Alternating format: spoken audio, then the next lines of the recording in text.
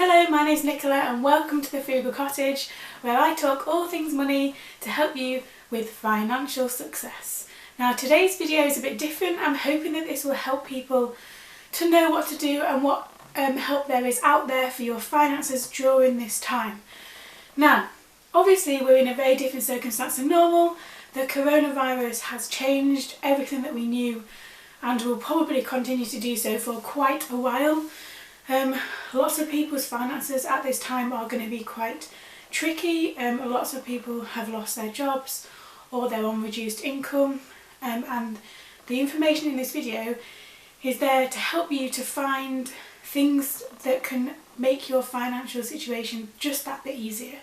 Now I have to say as a starting point, I'm not a financial advisor. All of this is just suggestions. You need to do your own research about the various things, but this is hopefully just a starting point to signpost you in the right direction.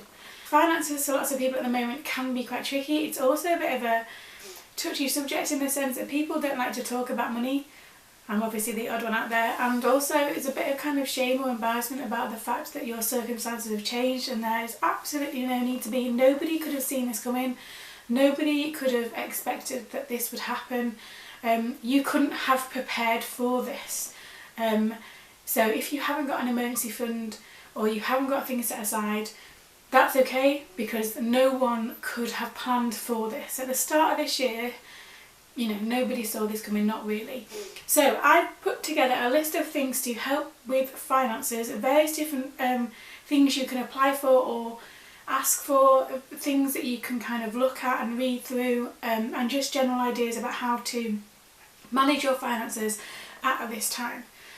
So the first thing to talk about is that you can apply for a mortgage holiday. So if you are a homeowner with a mortgage, you can apply for a mortgage holiday for 3 months, which means that you don't pay your mortgage for the 3 months. You need to apply for that at your bank. It's fairly straightforward, but you do need to apply for that before, I think it's July the 9th. But you just apply online. You need to say that it's because you are struggling to pay for it due to the coronavirus. And the way it works is that you have that mortgage holiday. It has to be approved by the bank, so don't just stop your direct debit for that, because that will get you into whole heaps of trouble. It has to be approved and then they'll set that up for you. After the 3 months, you either, or the bank will either, increase your monthly payment slightly to make up for it, or increase your mortgage term. So say you've got 10 years left on your mortgage, they would add the 3 months on to the end of that, so then it'd be 10 years and 3 months, for example. Either way around that, you do end up paying it back at some point. But it's there for you if you can't pay, which is probably quite a big chunk of money at the moment. The other thing to do there, and it's in the same way, is that you can also get a 3 months payment holiday for any loans or credit cards you have. Again, if you're struggling to pay this due to the coronavirus, and you need to make that clear when you ring up these companies, say that you are struggling financially due to the coronavirus, and they are obliged to help if they can. So loans and credit cards, and this includes car finance. So if you lease or finance a car and have monthly payments on a car, that is included in that, again, the 3 months period. So any loans or credit cards or car finance, you can also ring up or online in some circumstances and say you're struggling to pay due to the coronavirus and you need a payment holiday, and they will put that in place for you. Again, don't just stop the payments. It needs to be official, so that you don't kind of get into more difficulties down the line. The third point, if you've got any savings, should you cash them out at this time? Probably not, unless you need them. So say you've got a savings account with a fixed rate for 12 months. If you cash that out, you will lose the fixed rate. It won't apply anymore. But if you are struggling because you've had your income cut or your job disappeared, then and you've got savings in place, then use them. That's what they're there for. If you can afford to not touch them and leave them in the process, then obviously financially that would be better in the end. But if you need your savings, please use them during this time if you need to. If you rent, you cannot be evicted for at least 3 months if you are struggling to pay your rent because of the coronavirus. You need to go via either your letting agent or your landlord and say that they are not allowed to evict you because you haven't paid your rent if it's due to the current situation. Again, don't just stop paying it. Go through kind of the official channels to do that, and that can be a break in there as well. Talking of houses, if you're moving house and everything's kind of signed and done, then that will presumably go ahead still. But the general consensus, if you're moving house or looking to move house, because of the social distancing and not being outside, the advice is to kind of just delay that and stay put for now if you can. Obviously, if you're in a chain and it's all kind of been done and you're just waiting, then you can't pause that chain as easily. But if you're looking to move house and you've not signed anything, or not everything has gone through the kind of the legal proceedings, then the advice is to delay that if you can. The next point, and this is probably one of the most important ones, you can check to see just what benefits you might be entitled to or eligible for. The most obvious one to talk about is universal credit. It's not a lot, and there are a lot of kind of bullet points that you have to hit to be in it, like to be able to apply for it in the first place. It also takes about 5 weeks or so to be approved and arrive, and obviously at the moment it might be a lot busier. You do need to be careful if you claim any other means tested benefits. If you apply for universal credit, it kind of cancels them out, so just be careful. But there is universal credit to apply for if you have no income coming in, and I suggest that if you don't have an income and want to apply for that, do so as soon as possible. Just Google universal credit and it'll take you to the official site for that. But it does take a while. I think it said 5 weeks to kind of come through as a payment once it's approved. And obviously at the moment they might be really busy, so if you can get that done sooner rather than later, but definitely check, because universal credit is not the only one, definitely check what benefits that you might be entitled to at this time. And again, there's no shame in that. That's what they're there for. It's to help you to provide for your family or your circumstances or whatever. It's there to help you. I know there's a real pride or not about kind of benefits and things, but the system is there to help you. Don't get me started on how the system works overall, because, you know, totally different video. But check what benefits you are allowed to get and apply for them the sooner rather than later, and then they will hopefully appear sooner rather than later. If you had booked a concert, a theatre trip or a sporting event and it's been cancelled, you should be entitled to a refund. You should get that. There should be no kind of queries about that. If you've paid for it already but it's been cancelled, you should get a refund to the card or however you paid for that in the first place. Likewise, most gyms are automatically pausing memberships and payments. So if you've got a gym membership that goes out monthly, just check with yours. There shouldn't be an issue with them pausing that. Obviously people aren't allowed to go to them. Most companies are doing that automatically, but if you have a gym membership, then just check, because obviously every month if you're paying for that and you're not going, it's a waste of money. But just check yours. Obviously some are slightly different. The next thing is, if you've booked a train ticket online, you can get a refund for that. Most of them. It's not all, there are some slight variants, but for the majority of train tickets booked online, you can get a refund for them, because essentially you're not going to use them, are you? So again, go to the website where you booked it. There should be somewhere on there to help you cancel a train ticket and get the refund. And again, make sure it's because you state that it's due to the coronavirus and not because you're just cancelling it. Although some train companies have also cancelled the tickets anyway, so that should be automatic, but just check. However, it does not include your rail card, so if you have a rail card you cannot get a refund for that. That's a different thing. But any train tickets that you've booked, you can get a refund for. Another type of travel, so if you have a car that's due its MOT kind of any time at the moment, the government have put on a 6-month extension for that, because obviously for the majority of us we shouldn't be driving our car and the garages are shut anyway. It's different if you're a key worker and you can get your car there, but for the majority, if you've got a car and it's due its MOT, there is a 6-month extension on that, and that should be automatic. So kind of another pressure off, especially if you're not using your car and the car's just set on the drive. That's another thing, if you're not using your car, you can apply for a reduced rate of insurance for some companies. Some companies are sending like a £25 check out to people, or refund, check. But if you are not using your car at all and your insurance company have not offered that, you can ring and query as to whether you can get a reduced rate, because insurance is all based on risk of if you're going to have an accident or not, and if you're not using your car, obviously your risk of that is much reduced. So just check, again, that could be quite a good saving. And if you're not using your car and you know you're not going to use your car, you can actually officially take it off the road. You can get what's called a SORN, and therefore your car doesn't need to be taxed or MOT'd or insured if you know that you're not going to use that. Obviously, if you don't know whether you need your car or not, it's probably not advisable to do that, but if you are not using it at all and it's literally just sit on your drive doing nothing, do that, and that will also save you some money. Obviously saves you in petrol as well, but it saves you on kind of insurance and things.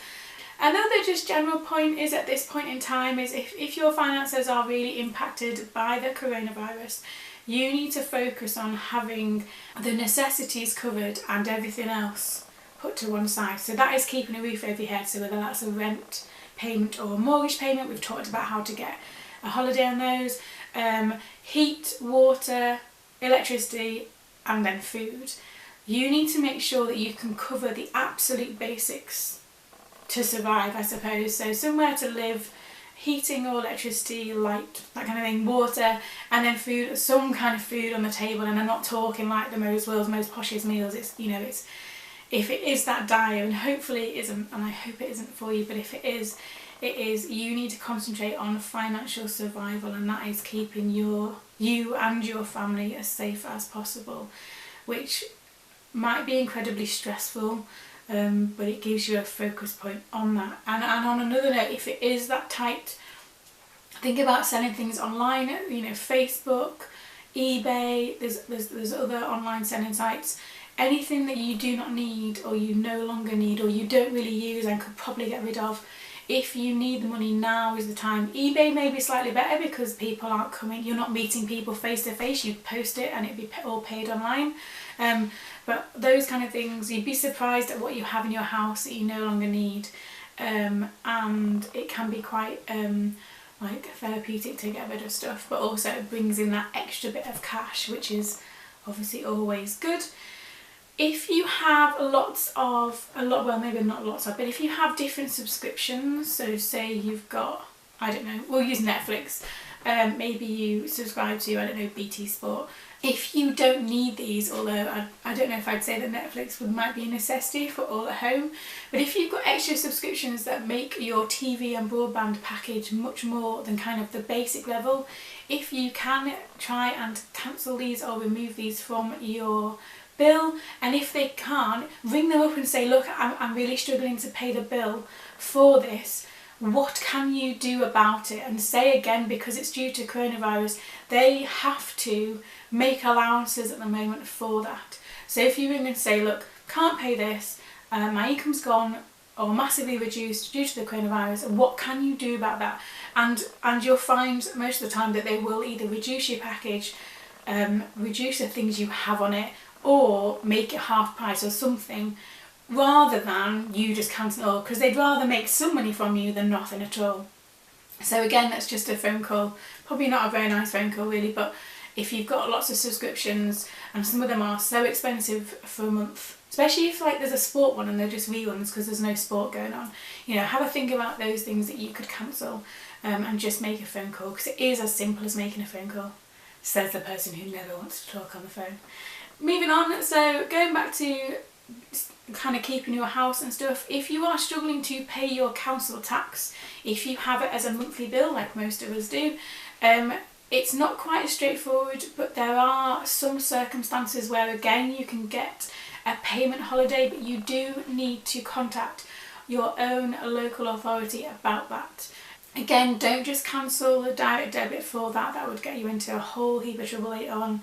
But ring them, say again, we're struggling financially due to the coronavirus, can you put a payment holiday in for our council tax? And just see what they say. They'll add it on again at some point, because obviously you have to pay a certain amount per year for council tax. But you know, you don't know if you don't ask, and some local authorities are doing that, some apparently are being much more kind of strict about the fact that it needs to be paid. But again, just mention that it's due to the coronavirus and they should make allowances for that. I say should. Again, just a phone call. If you are in vulnerable circumstances, perhaps you're at home shielding because you've been told to by the government, perhaps you live by yourself and can't get somewhere, you can sign up to something called the Priority Service Register, and that is for people in vulnerable situations who might need extra support. You can get things delivered. They put in extra measures to do with electricity and gas. Have a Google of that and get onto there if you are in vulnerable circumstances, and there's lots of things on the list as to what that might include, so have a read of that and get yourself on there ASAP if you like kind of fit the criteria for that. Another one, and I had a message about this yesterday, watch out for scams at the moment. So lots of people are preying on the vulnerable elderly, people who are kind of at home for various reasons. Text messages due to kind of payments relating to the coronavirus are massively on the rise. Things like, you've not paid X, Y and Z, you need to pay this right now, otherwise something else is going to be cut off. You get it as a text message, as like a link to click in the message. Do not click the link, do not reply or ring the number, just delete. It's bad enough that this situation is like this as it is, without people trying to target vulnerable people by text message to basically get money off them. So if you get a message about something's not being paid, you must pay it immediately within or whatever, either Google it to see if it is legit, which it probably isn't, and if not, just delete it straight away. Do not click anything within that message or ring them back or reply or whatever. Just don't do it in the first place. If you've got kind of elderly relatives, tell them that that's going around. They might get a message on their phone that looks a bit menacing. It's probably nothing to worry about, but don't do anything with it. Definitely don't respond and delete it. A bit of a change, if you have any spare money left at the end of the week, at the end of the month, however you do your budgeting, and this is very dependent on circumstances, I realise, hold on to that money as much as you can. If you've got an emergency fund set up, transfer it over to there, or just keep it in your current account. Don't be tempted to spend it because you've got some spare. I think at the moment, with finances being so temperamental, I think if you're lucky enough to have money left at the end of the month, you need to keep that somewhere where you can access that. So emergency fund is a great first and kind of put of call, and if you've not got one of those or not got an instant access savings account, just keep it in your current account for now whilst we kind of navigate through this. And if you find yourself with loads of free time, I guess that very much depends on your home setup. There might be opportunities to make some extra money online. There are so many ways that you can make money online, kind of a few to mention. So there's match betting, which is a way of kind of betting on mainly sport fixtures, so I don't know if it'd be as good at the moment, and making money off that. You can do surveys online. I use Swagbooks as the one that I use. I'll leave a link below to that. That also gives you points as a search engine, which you can then change for Amazon vouchers. There's loads of different things you can change it for. You can even just get PayPal, send money into your PayPal account. Obviously there's blogging, that's a bit of a longer game, but if you've got loads of spare time, whatever, you've been thinking about starting a blog, then start that. There are lots of websites where you can offer your services. A really popular one is Fiverr, so perhaps you're really good at, I don't know, writing. You could offer writing services. Design, if you're good at designing logos or whatever, you can literally offer services in anything you can think of, and people kind of click on your profile and they can select different things. The good thing about Fiverr is that the payment turnaround is fairly swift, so long as you turn the work round fairly quickly. Lots of people make quite a decent side hustle income on Fiverr offering various different skills, so if you can think of one that you could do on that, then go ahead and get kind of registered on there really quickly and start making some money on the side if you can, and if you have the time. So I was talking to someone yesterday about how if you read online, everything is pressured to, oh, you must be doing this, you must be really productive, you must, do you know what? if the only thing you do each day is get through the day and survive, you're doing okay. Because this scenario is, no one could foresee this, and no one has any experience this before. And you know, if the only thing you manage to do all day, which is the only thing I manage to do some days, is to get through the day and get to bedtime, I think it's alright, then you're doing okay. You do not have to be productive all the time. In fact, you probably shouldn't be. If you are generally struggling a lot with your finances, please talk to other people. You will find that you are not alone in this circumstance. Far from it. Lots of people are finding this a really odd time. Lots of people are finding that they're spending more money on things that they wouldn't normally spend on, and the kind of the law of the online spending habit is tempting, and the longer we're kind of at home, the more temptation there is to buy things online because you might not be doing much else. But if you're really struggling financially and you've had your income like cut or it disappeared, please talk to people. Talk to family and friends if you're comfortable with that. I know some people aren't very comfortable about talking about money. There are charities there to help you. There is Step Change, there is the Citizens Advice Bureau. They are set up to help you, to support you with financial struggles, which, you know, if you are having those, please reach out. Do not let it build up and build up until it comes to a point where you can't face it any longer. If you are getting to the point where it is that much of a struggle, there is the Samaritans that you can call just to have a chat with somebody on the phone. But talking and reaching out to people at this time, even if it's just to have a moan about something, and will make you feel better to get it kind of out in the open. I hope that some of the things in this video have kind of been useful. The whole point of this is to get you thinking about your finances, but also to make it easier so the things like the mortgage holiday or the kind of the payment holiday on loans or credit cards or car finance, anything that you finance, things like that, kind of scaling back on the spending so that you're focusing on just keeping your family home safe. Maybe meal planning as well so that you're not throwing out things. Just lots of different ideas to help you if you are struggling at the moment with your finances due to the coronavirus. Thank you for watching. I hope you're staying safe at home. We are in our little bubble, so to speak. Don't forget to like and subscribe, and I'll leave lots of different links below to help you with this, and I will see you again very soon.